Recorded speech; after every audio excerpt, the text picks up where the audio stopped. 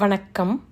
முருகப்பெருமானினருளால் இன்றினம் காணவிருப்பது திருப்புகழின் 23வது பாடல்.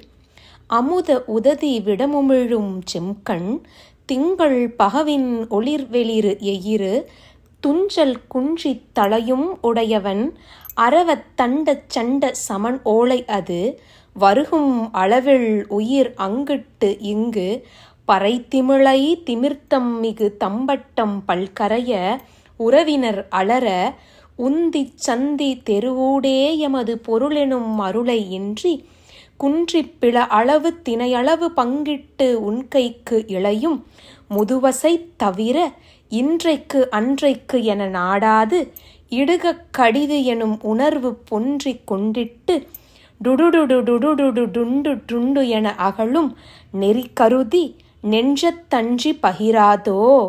அமுதமாகிய